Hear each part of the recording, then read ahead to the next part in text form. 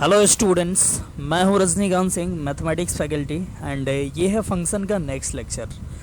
हम लोग पिछले लेक्चर में देखे थे फ्रैक्शनल पार्ट फंक्शन और उससे पहले हम लोग ग्रेटेस्ट इंटीजर फंक्शन देख रहे थे।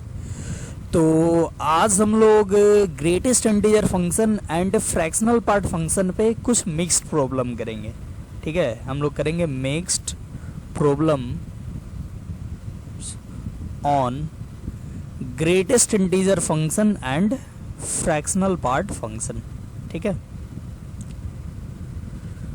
तो देखना, सबसे पहला क्वेश्चन है, बोलेगा solve 2 times greatest integer of x equal to x plus fractional part function of x। ठीक है, बोलेगा इसको सॉल्व करने को। सॉल्व करना मतलब कि x का वैल्यू फाइंड करना। x का वैल्यू फाइंड करो जिसके लिए ये LHS RHS के बराबर आ जाए। ठीक है, तो इसके लिए हम लोग क्या करेंगे, तो ध्यान से देखना सभी, हम लोग एक प्रोसेस का यूज करेंगे। सबको, इसमें जितना भी वेरिएबल दिख रहा है उसको greatest integer and fractional part में बदल देंगे। तो देखो, ये तो ग्रेटेस्ट इंटीजर है ही, ये फ्रैक्शनल पार्ट है ही। यहाँ पे x दिख रहा है, x जो कि ना ही ग्रेटेस्ट इंटीजर के फॉर्म में है ना ही फ्रैक्शनल पार्ट फंक्शन के फॉर्म में है। तो सबसे पहला काम, इस टाइप का कोई भी क्वेश्चन मिले और सॉल्व करने को बोले तो x को आपको लिख देना। x को लिख सकते हैं ना, greatest integer function of x plus fractional part function of x। पिछले क्लास में ये बताया थे, मतलब किसी भी नंबर x को हम लोग ऐसे दोनों के सम के फॉर्म में लिख देते हैं। तो अगर क्वेश्चन में x दिखे तो x को लिख देना है greatest integer plus fractional part function के फॉर्म में। तो ये हो जाएगा 2 times greatest integer function of x equal to, x के जगह पे क्या लिखोगे, तो x के जगह पे लिखोगे greatest integer function of x plus fractional part function of x। ठीक है, अभी ये x के जगह पे लिखे हैं ये, अब फिर से ये fractional part function of x है तो ये लिख दिए fractional part function of x। अब देखो, अब तो x को लिख दिए सबसे पहले greatest integer and fractional part के फॉर्म में। अब क्या करना है, तो अब इसको एक साइड करो, ग्रेटेस्ट इंटीजर को, और फ्रैक्शनल पार्ट को एक साइड। तो इसको इधर लाओगे, इसको इस साइड लाओगे तो हो जाएगा 2 times greatest integer function of x minus greatest integer function of x, यानी greatest integer function of x equal to, ये देखो fractional part of x and fractional part of x, ये हो जाएगा 2 times fractional part function of x।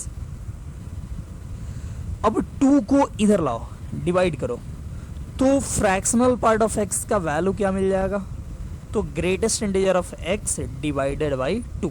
ठीक है, ऐसे आपको लिख देना है। मतलब सबसे पहले क्या किए, तो हम लोग x को greatest integer and fractional part के फॉर्म में लिखे एंड उसके बाद फ्रैक्शनल पार्ट ऑफ x का वैल्यू निकाल दिए ग्रेटेस्ट इंटीजर ऑफ x के टर्म में।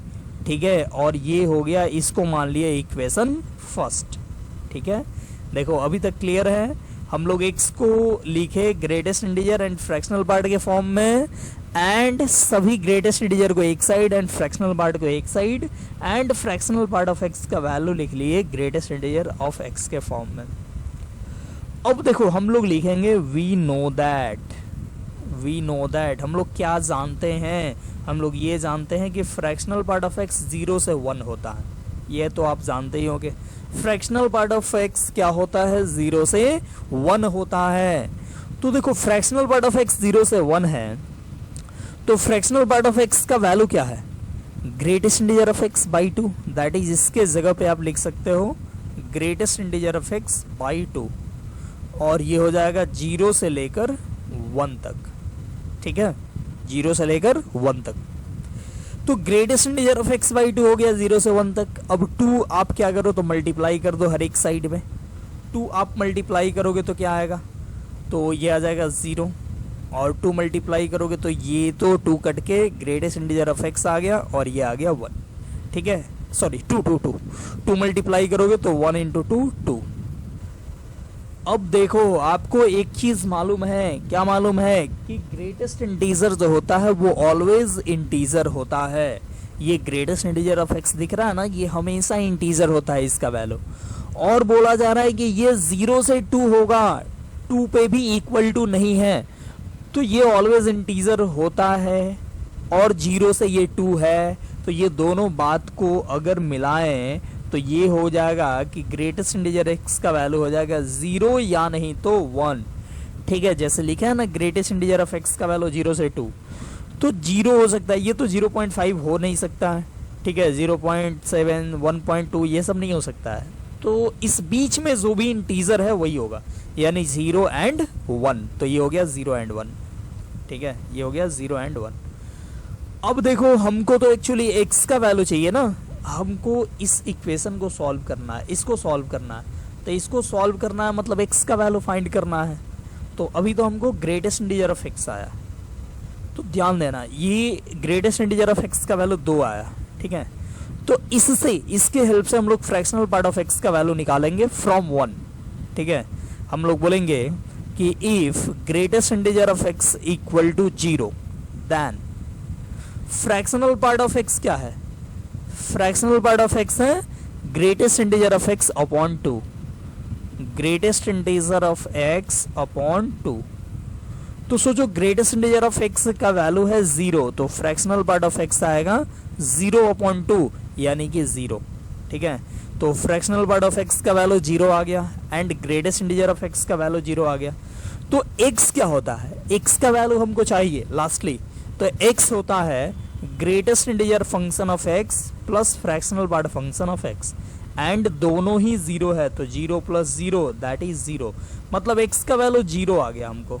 ठीक है, x का वैल्यू 0, एक आंसर आया। फिर अगर हम लेते हैं x के ग्रेटेस्ट इंटीजर का वैल्यू 1, ठीक है, हम लोग एक तो आ गया आंसर।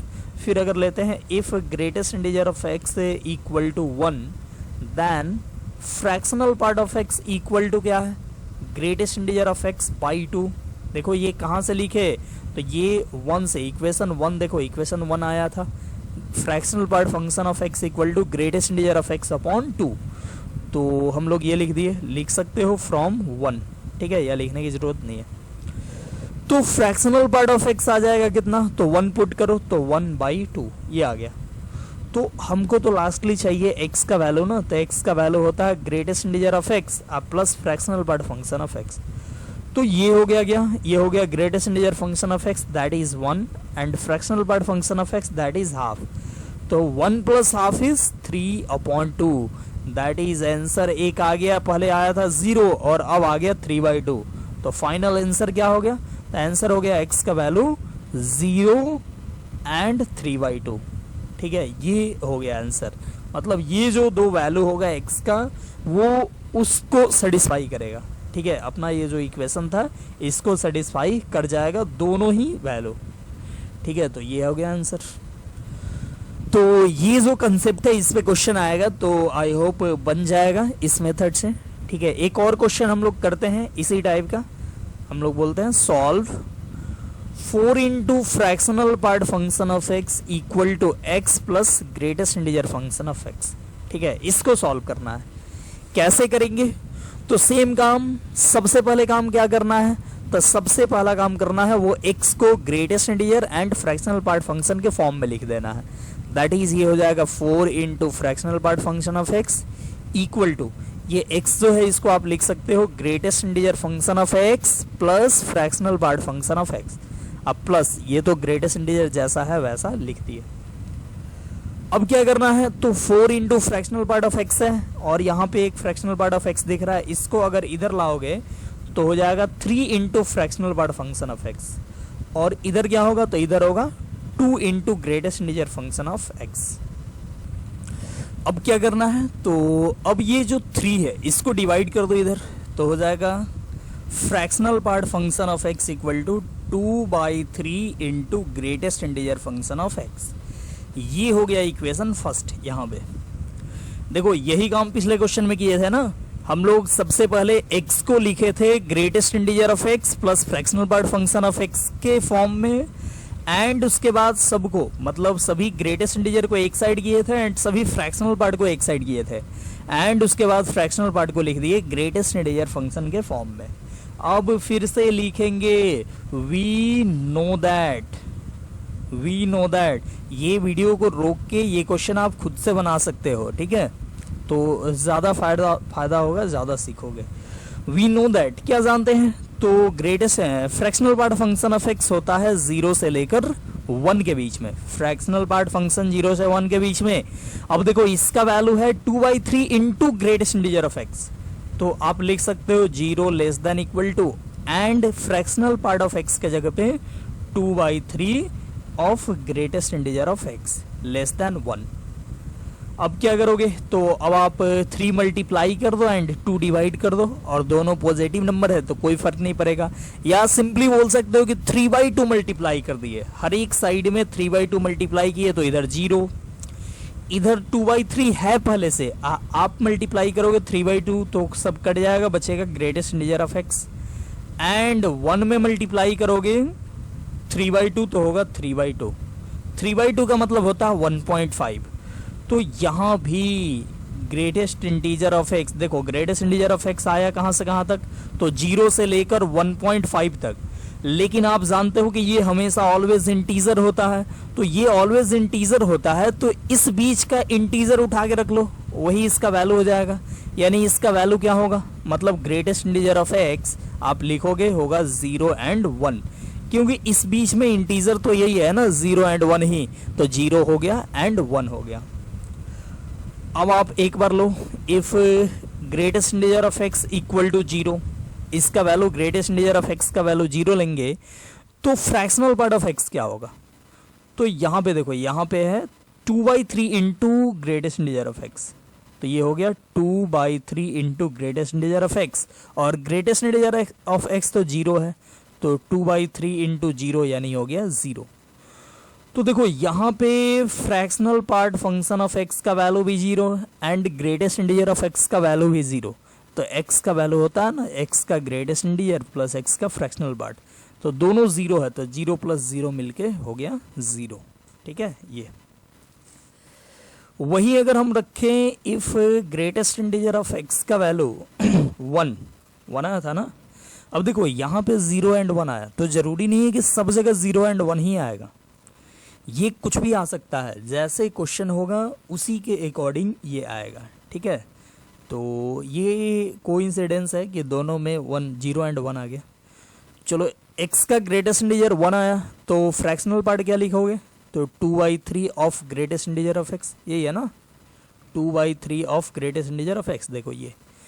अब आप ये लिखोगे तो ग्रेटेस्ट इंटीजर ऑफ x का वैल्यू तो 1 है, तो 1 पुट करो तो 2/3 इंटू 1 2/3 ही होगा, तो फ्रैक्शनल पार्ट ऑफ x का वैल्यू हो गया 2/3 and greatest integer of x का वैल्यू हो गया 1। हमको चाहिए x का वैल्यू, तो ये होता है ना x का ग्रेटेस्ट इंटीजर प्लस x का फ्रैक्शनल पार्ट, तो हो जाएगा 1 प्लस फ्रैक्शनल पार्ट कितना है, तो 2/3 है, तो ये हो जाएगा 3 + 2 यानी 5/3। तो आंसर, फाइनल आंसर क्या आ गया, तो x का वैल्यू एक बार 0, पिछले बार में आया था 0 और इस बार आ गया 5/3, तो ये फाइनल आंसर हो गया 0 एंड 5/3, ठीक है। तो ये फाइनल आंसर, आई होप ये क्लियर हो गया होगा, और इस टाइप का जो भी क्वेश्चन आएगा वो आपसे अब बन जाएगा, ठीक है।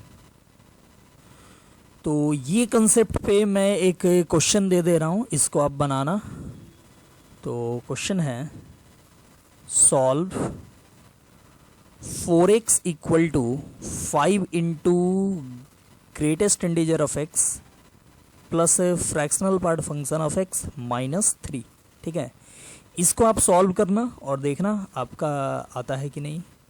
इसका मैं आंसर बता दे रहा हूँ, सिर्फ आंसर इसका आएगा x इक्वल टू 3, 13/3 एंड 17/3, ठीक है। ये 3 आंसर इसका आएगा, तो आप इसको सॉल्व करना और देखना ये आंसर आता है कि नहीं, ठीक है।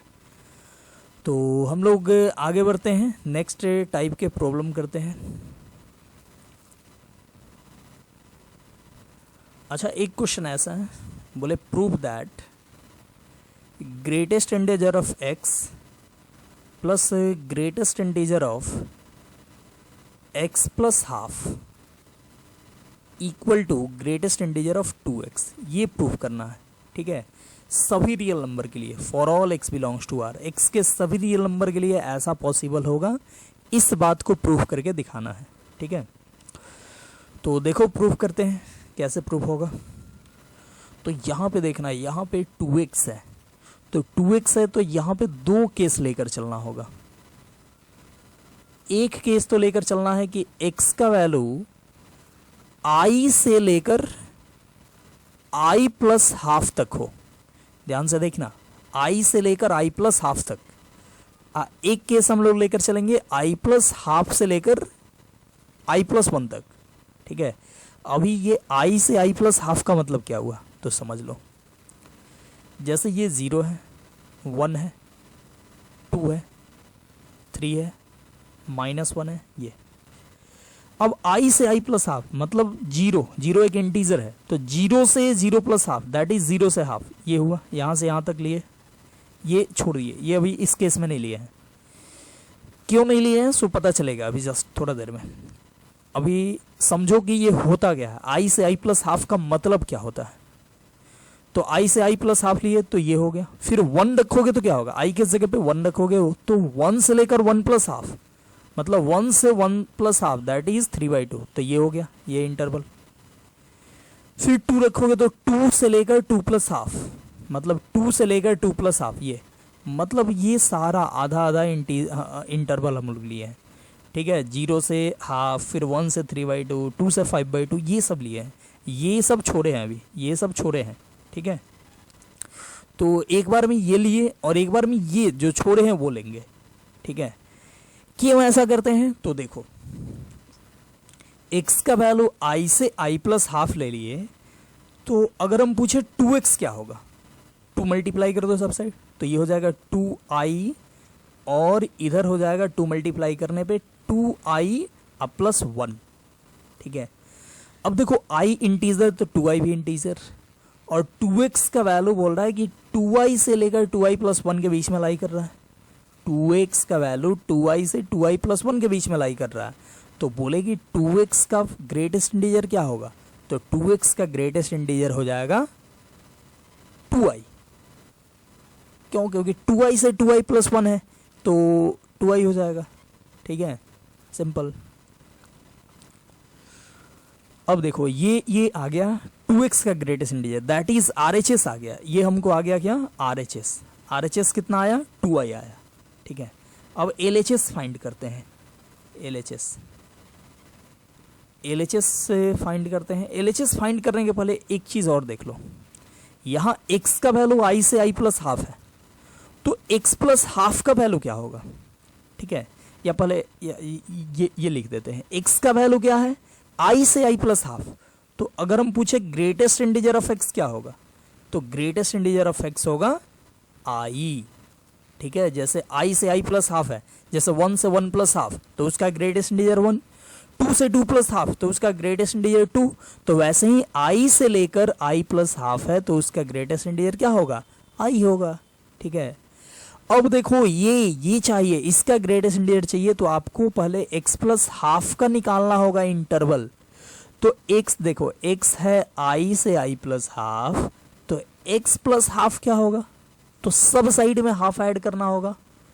तो सब साइड में हाफ ऐड करोगे तो i में हाफ ऐड करोगे तो होगा i प्लस हाफ, फिर x में हाफ ऐड कर ही चुके हैं, इसमें हाफ ऐड करोगे तो होगा i प्लस 1, ठीक है, i प्लस हाफ। अब फिर एक हाफ ऐड करोगे तो i प्लस 1।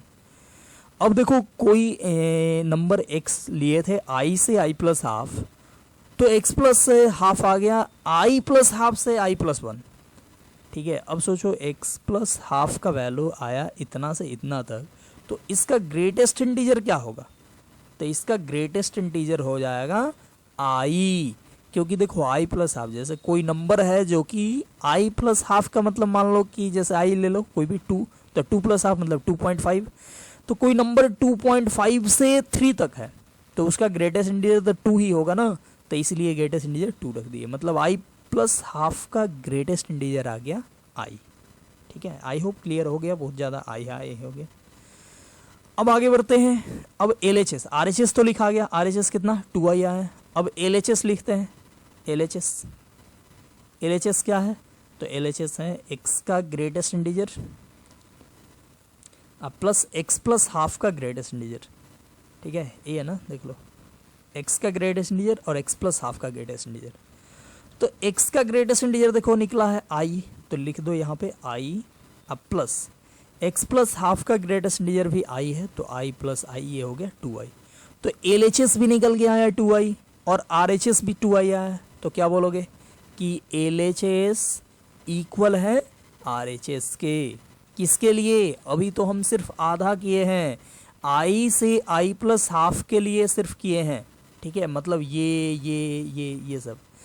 अब हम लोग आगे करेंगे i प्लस हाफ से लेकर i प्लस 1 तक, ये जो छोड़े थे उसको एक केस बनाते हैं।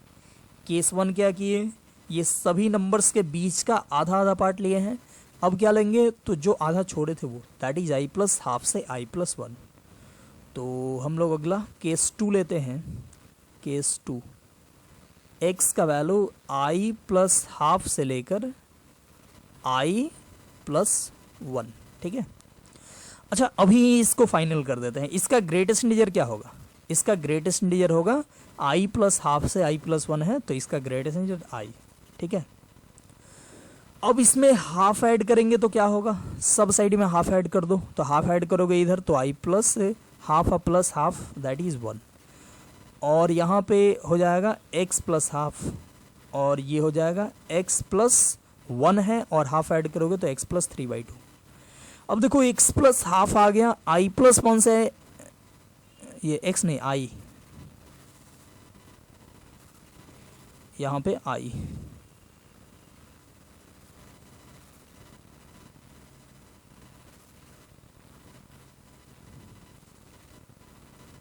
ये है i, ठीक है। तो सोचो x प्लस हाफ आ गया i प्लस 1 से i प्लस 3/2, ठीक है। तो x प्लस हाफ का ग्रेटेस्ट इंटीजर क्या होगा, तो ये हो जाएगा i प्लस 1, ठीक है। क्योंकि देखो i प्लस 1 से लेकर कोई नंबर अगर i प्लस 1 से i प्लस 3/2 हो तो उसका ग्रेटेस्ट इंटीजर i प्लस 1 हो जाएगा, क्योंकि i प्लस 1 भी तो एक इंटीजर है, ठीक है। तो i प्लस 1 हो गया। तो LHS लिख के ख़त्म ही करते हैं। LHS क्या होगा, LHS है x का ग्रेटेस्ट इंटीजर अब प्लस x प्लस हाफ का ग्रेटेस्ट इंटीजर। तो x का ग्रेटेस्ट इंटीजर i और x प्लस हाफ का ग्रेटेस्ट इंटीजर i प्लस 1, तो ये मिलके हो जाएगा कितना, 2i प्लस 1, ठीक है। ये आ गया LHS इस केस के लिए। अब इस केस के लिए RHS फाइंड करते हैं। RHS, तो RHS क्या है, RHS है 2x का ग्रेटेस्ट इंटीजर, ठीक है। तो 2x का ग्रेटेस्ट इंटीजर फाइंड करते हैं। इसके लिए आपको निकालना होगा इस केस के लिए 2x का इंटरवल कि 2x किस बीच में लाई करेगा। तो ये चीज़ फाइंड करने के लिए हम लोग क्या करेंगे, तो 2 मल्टीप्लाई कर दो। 2 मल्टीप्लाई करोगे तो हो जाएगा ये 2i, और हाफ में 2 मल्टीप्लाई करो तो 1, और x में 2 मल्टीप्लाई करो तो 2x, एंड इसमें 2 मल्टीप्लाई करो तो 2i प्लस 2, ये हो गया। अब देखो 2x का वैल्यू है 2i प्लस 1 से लेकर 2i प्लस 2 तक। तो 2x का ग्रेटेस्ट इंटीजर क्या होगा, तो सिंपल 2i प्लस 1 हो जाएगा, 2i प्लस 1, और यही आ गया RHS। और ध्यान से देखो इतना ही आया था LHS, तो हम लोग क्या बोलेंगे कि LHS इक्वल है किसके, RHS के। LHS इक्वल है RHS के, मतलब हो गया ये प्रूफ, मतलब प्रूफ सभी रियल नंबर के लिए प्रूव हो गया। देखो आधा पहले किए, केस 1 में आधा रियल नंबर के लिए किए, ये सारा आधा आधा मतलब पूरा एग्जैक्टली आधा नहीं, हर एक इंटरवल के आधा, ठीक है। हर एक इंटरवल का 0 से 1 के बीच का आधा, फिर आधा आधा लिए, और फिर आधा जो बाकी था उसका हम लोग फिर दूसरे केस में लेकर प्रूव कर दिए, ठीक है। तो ये दोनों का सम होता है इसके बराबर। तो इस टाइप के क्वेश्चन अगर आए, x आए, 2x आए, x प्लस हाफ आए, तो आप ऐसे 2 केस में लेकर बनाओगे, ठीक है। और इस टाइप का क्वेश्चन और आएगा तो आपसे आई होप बन जाएगा। जैसे एक क्वेश्चन मैं दे रहा हूँ यहाँ पे, आप बनाना। क्वेश्चन है कि प्रूव दैट x का greatest integer plus x plus 1/3 का ग्रेटेस्ट इंटीजर अब प्लस x प्लस 2/3 का ग्रेटेस्ट इंटीजर, इसका वैल्यू कितना, तो 3x का ग्रेटेस्ट इंटीजर, ये प्रूफ करना है, ठीक है, ये प्रूफ करना है x का greatest integer x plus 1/3 and x plus 2/3 का ग्रेटेस्ट इंटीजर किसके बराबर, तो 3x के ग्रेटेस्ट इंटीजर के बराबर। अब देखो यहाँ पे आपको 3 केस लेकर चलना होगा, जैसे इसके पिछले वाले में क्या केस लिए थे, i से i प्लस हाफ, फिर दूसरा केस i प्लस हाफ से i प्लस 1। यहाँ पे 3 केस लेकर चलना होगा। देखो मैं थोड़ा सा हिंट कर देता हूँ, केस फर्स्ट लेकर चलना होगा x का वैल्यू i से लेकर i प्लस 1/3 तक। केस 2 लेकर चलना होगा, इसमें आगे का काम आप करना, 1/3 ऐड कर लेना, फिर 2/3 ऐड कर लेना, फिर 3 मल्टीप्लाई कर देना, तो सबका ग्रेटेस्ट इंटीजर निकल जाएगा और पुट करोगे तो इक्वल आ जाएगा। फिर दूसरा केस लेकर चलना है कहाँ से कहाँ तक, तो i प्लस 1/3 से लेकर i प्लस 2/3 तक। ठीक है, इस केस के लिए एक अलग रिजल्ट निकल के आएगा। एंड केस 3 लेकर चलना होगा, x का वैल्यू i प्लस 2/3 से लेकर i प्लस 1 तक। ठीक है, ये 3 केस आपको अलग अलग लेकर चलना होगा और इस 3 केस में आपको ये जाके प्रूफ हो जाएगा। ठीक है, तो इस टाइप के क्वेश्चन हम लोग इस तरीके से बनाएंगे। और तो चलिए एक दो और क्वेश्चन कर लेते हैं। क्वेश्चन है कि फाइंड द रेंज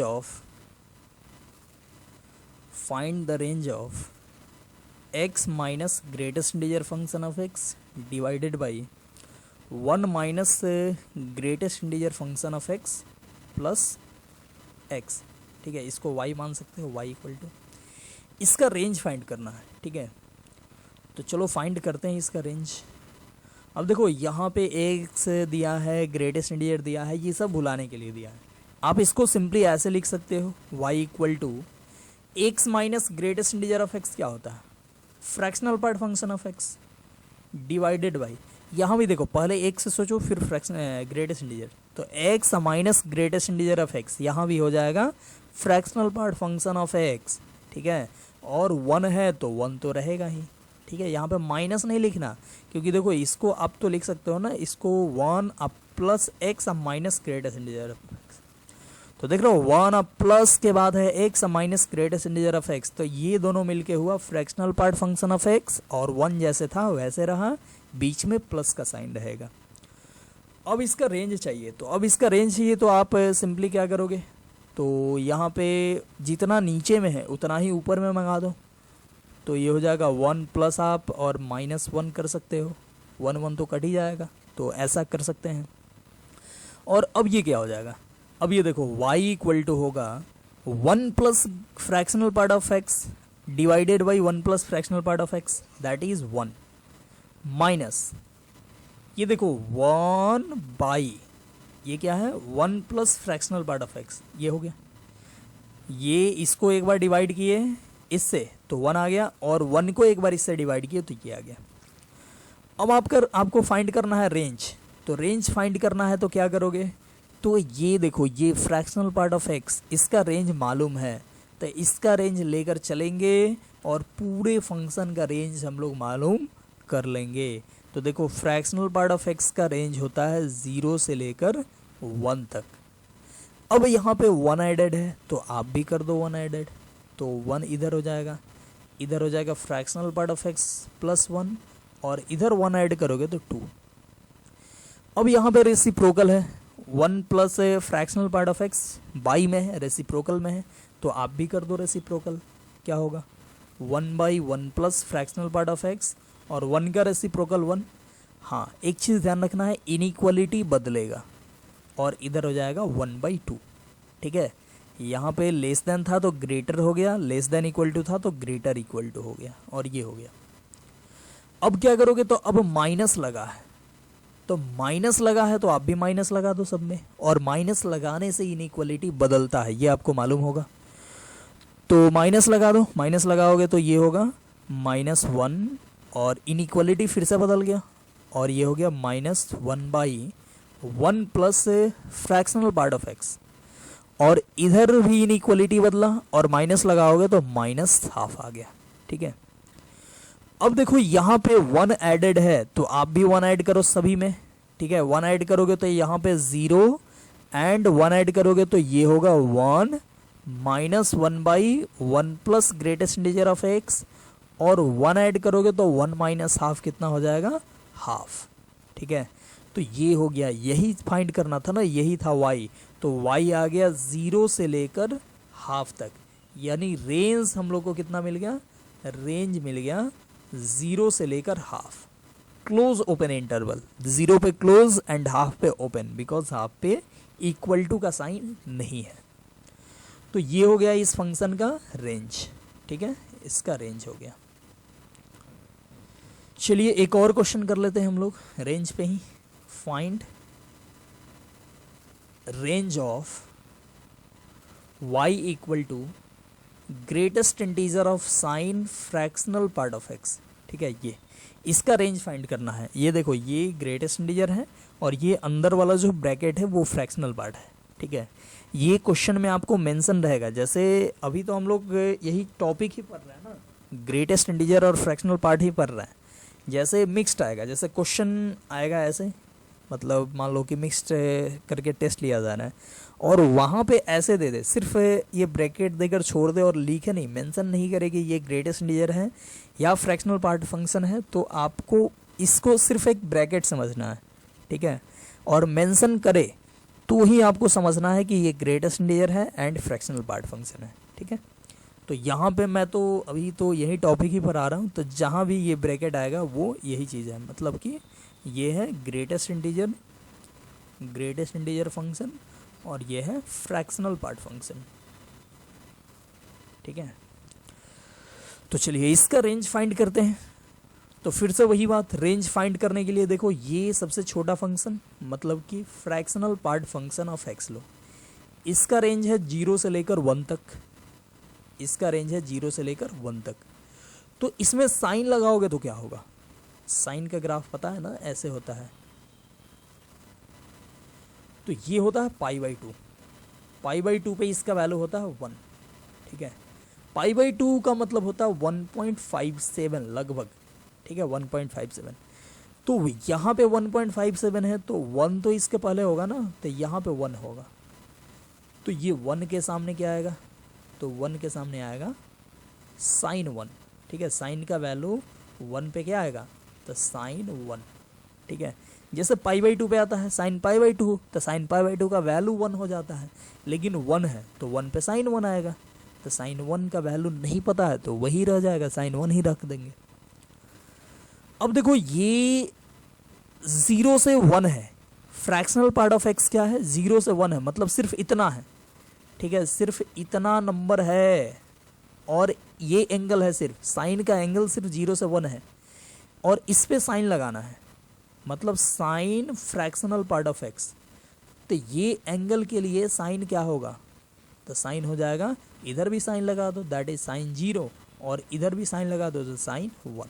ठीक है, यही होगा ना, 0 से साइन 1, और साइन 0 का वैल्यू आपको पता है 0 होगा, और ये हो गया sine fractional part of x, और साइन 1 का वैल्यू तो साइन 1 ही होगा। ठीक है, अब देखो ये चीज़ आ गया 0 से 1, sine of fractional part of x क्या आ गया, 0 से लेकर साइन 1 तक। और देखो साइन 1 जो है ये 1 से भी छोटा है, 1 तो यहाँ पे है, 1 से भी छोटा है साइन 1। ठीक है, तो अगर 0 से 1 भी रहता, अगर 0 से 1 भी रहता तो उसका ग्रेटेस्ट इंटीजर x हो जाता। ठीक है, जैसे मान लो sine of fractional part of x अगर 0 से 1 भी रहता है, जैसे कोई नंबर है ये 0 से लेकर 1 हो, तो इसका ग्रेटेस्ट इंटीजर क्या होता है, इसका ग्रेटेस्ट इंटीजर 0 हो जाता है, लेकिन 1 तक नहीं जाए। मान लो x का वैल्यू 0 से लेकर अगर जाता है 0.7 तक, ठीक है, x का वैल्यू 0 से 0.7 तक, तो भी इसका ग्रेटेस्ट इंटीजर 0 ही होगा ना। x का वैल्यू इस बीच में कोई भी रखे यहाँ पे, तो उसका ग्रेटेस्ट इंटीजर क्या हो जाएगा, 0। तो sine of fractional part of x वैसे ही है, 0 से लेकर साइन 1 तक है, और साइन 1 से छोटा क्वांटिटी होता है, तो इसका ग्रेटेस्ट इंटीजर क्या हो जाएगा, greatest integer of sine fractional part of x हो जाएगा कितना, तो 0। ठीक है, मतलब x का आप कोई भी वैल्यू लो, इसी का हमको वैल्यू चाहिए था, तो ये आ गया, रेंज आ गया इसका सिर्फ एक वैल्यू, और कौन सा, तो 0। ठीक है, मतलब इसका रेंज हम लोग लिखेंगे, रेंज बिलोंग्स टू सिर्फ एक क्वांटिटी दैट इज 0, ये हो गया आंसर। ठीक है, 0 सिर्फ। तो इस तरीके से ये जो फ्रैक्शनल पार्ट फंक्शन है इसका हम लोग डिफरेंट इस पे क्वेश्चन कर रहे हैं, तो इसका कंसेप्ट आई होप क्लियर हो रहा होगा। ठीक है, तो मेन काम होता है कंसेप्ट क्लियर करना ही। क्वेश्चन तो कितना मैं बताऊंगा, क्वेश्चन तो मान लो कि इनफाइनाइट है, बहुत सारा क्वेश्चन बन सकता है, कुछ भी क्वेश्चन बन सकता है। ठीक है, और अभी तक जितना भी एग्ज़ाम हुआ है, मतलब अब आजकल तो जेईई मेन में रिपीट कर दे रहा है पीछे से, बट आईआईटी में बहुत कम ही रिपीट करता है, बहुत नामात्र के बराबर। ठीक है, कभी कभी गलती से वो हो जाए तो हो जाए, अदरवाइज रिपीट नहीं करता है।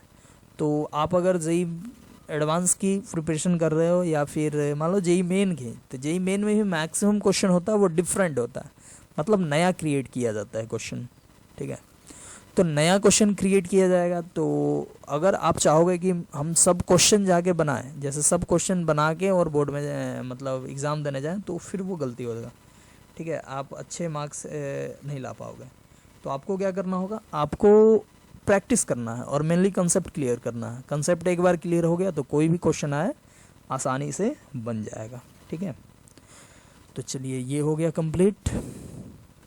तो नेक्स्ट हम लोग देखते हैं अगला जो पीस वाइज डिफाइंड फंक्शन है वो था एक लिस्ट इंटीजर फंक्शन, और ये ज़्यादा इम्पॉर्टेंट नहीं है, बट बस इसका मतलब सिर्फ समझ लो, बाकी हम लोग इसका कुछ भी देखेंगे नहीं। वैसे इसका जितना ग्रेटेस्ट इंटीजर का हुआ था उतना ही इसका भी क्रिएट किया जा सकता है, मतलब प्रॉपर्टी जितना होगा, ग्राफ होगा, बट हम लोग सब कुछ नहीं देखेंगे क्योंकि ये ज़्यादा आता नहीं है।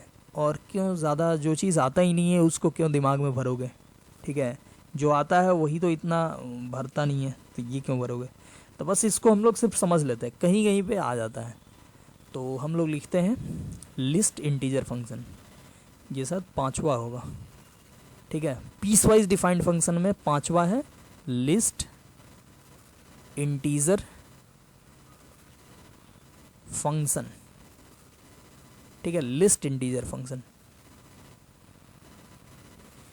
तो इसको पहले डिफाइन करते हैं, क्या होगा, बोलेंगे list integer function of a real number x is denoted bye ऐसे। ठीक है, ऐसे नीचे खुला रहेगा, या नहीं तो ऐसे ब्रैकेट x, ऐसे सिंपल छोटा वाला ब्रैकेट। ये दोनों का मतलब होता है लिस्ट इंटीजर फंक्शन। ठीक है, इसका दोनों का मतलब लिस्ट इंटीजर फंक्शन। आपको मेंशन ये भी किया रहेगा। ठीक है, जनरली ये ब्रैकेट या कभी कभी बिग ब्रैकेट में भी दे के और मेंशन कर देगा कि ये लिस्ट इंटीजर फंक्शन है। ठीक है, बट जनरली ऐसे ही अगर देगा तो देगा। ठीक है, least integer function of a real number x is denoted by this और this and is defined by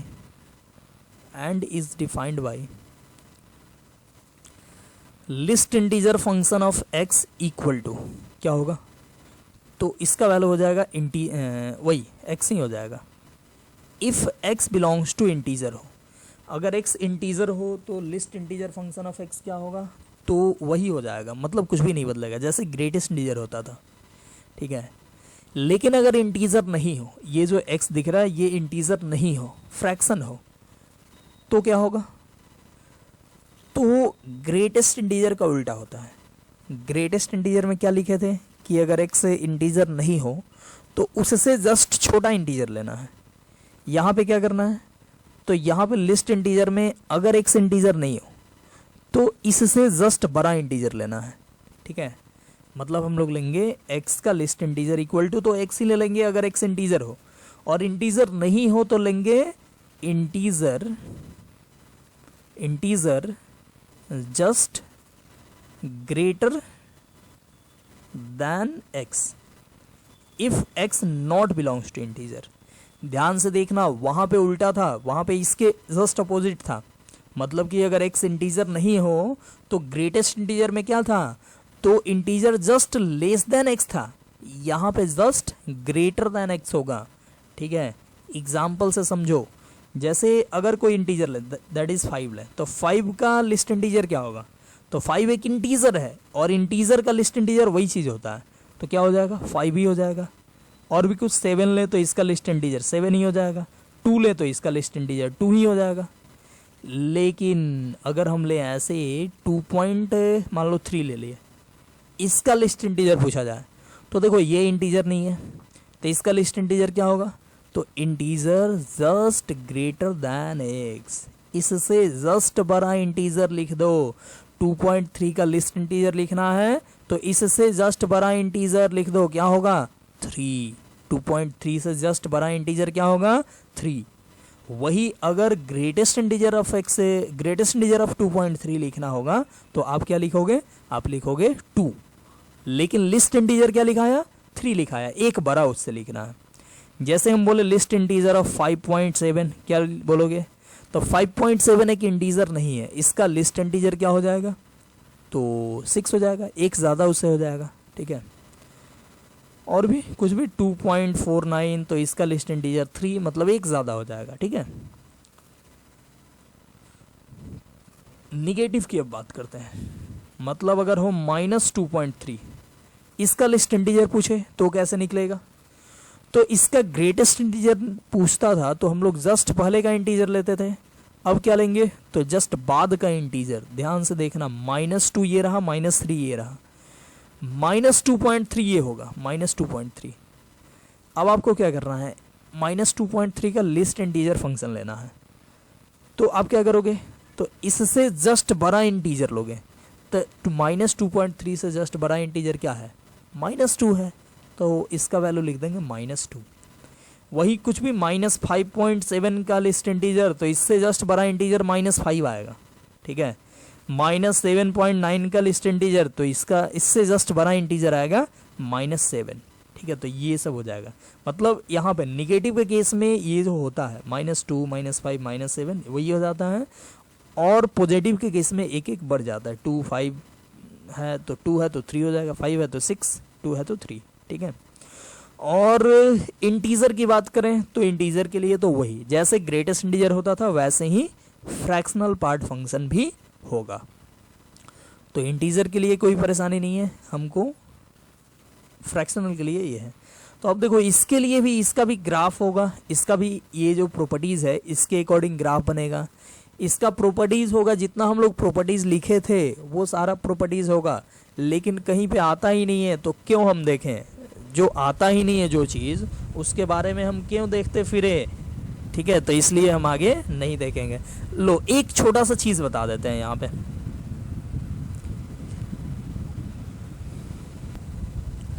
least integer function of X का वैल्यू आई हो तो एक्स क्या होगा, ध्यान से देखना एक्स क्या होगा, तो एक्स का वैल्यू होगा i-1 से लेकर i तक।